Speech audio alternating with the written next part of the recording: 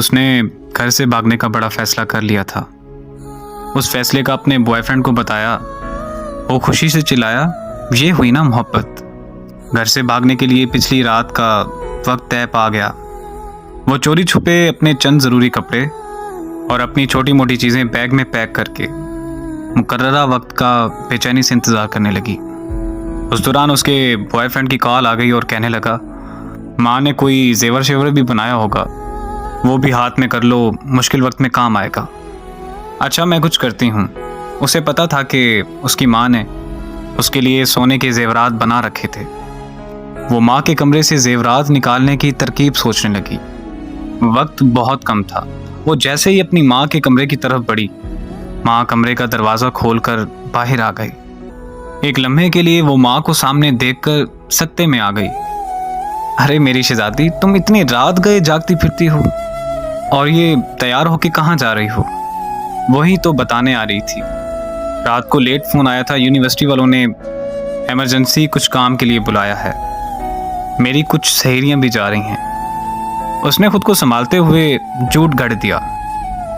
اچھا تم ایسے کرو کہ تم میرے کمرے میں بیٹھو، میں تمہارے لیے کچھ بنا کے لاتی ہوں۔ ماں کچن میں چلی گئی اور وہ ماں کے کمرے میں داخل ہو گئی۔ اس نے جلدی سے پیٹی کا دروازہ کھولا اور اس کی نظر سب سے پہلے اپنے لیے بنے لال رنگ کے لہنگے پر پڑی، جو اس کی ماں نے شادی والے دن کے لیے اس کی پسند سے بنوایا تھا۔ ماں اکثر مجھے کہتی رہتی تھی کہ جب میری بیٹی اسے پہن کر دلہن بنے گی تو شہزادی لگے گی۔ ایک سے بڑھ کر ایک اچھا سوٹ، بہترین بستر، ڈنر سیٹ، ٹی سیٹ اور نہ جانے کیا کیا، بہت سی قیمتی اور خوبصورت چیزیں۔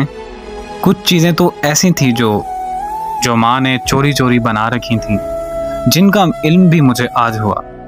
چیزوں کو الٹ پلٹ کرتے ہوئے آخرکار اس نے زیورات ڈھونڈ ہی نکالے، لیکن اس کا دل و دماغ چکرا کے رہ گیا۔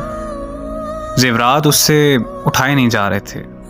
اس نے کمرے میں نظریں دوڑائی تو دیکھا فریج، مشینیں، برتن، سب کچھ پڑا ہوا تھا۔ ایک ماں کے کمرے میں ایک دلہن کے کمرے کا مکمل سامان پڑا ہوا تھا۔ ضمیر نے اسے جھنجھوڑا اور وہ سوچوں میں گم ہو گئی۔ ماں کی کوکھ سے جنم لینے سے لے کر اب تک ماں باپ نے میرے لیے کیا کچھ نہیں کیا، میرے اگلے گھر کا سامان تک بنا دیا، اور میں بے فیض بے وفا کیا کرنے جا رہی ہوں؟ مار کر اپنے ماں باپ کو خود مرنے جا رہی ہوں۔ محبت کا سمندر گھر میں ہے اور میں محبت کا دریا سر کرنے جا رہی ہوں۔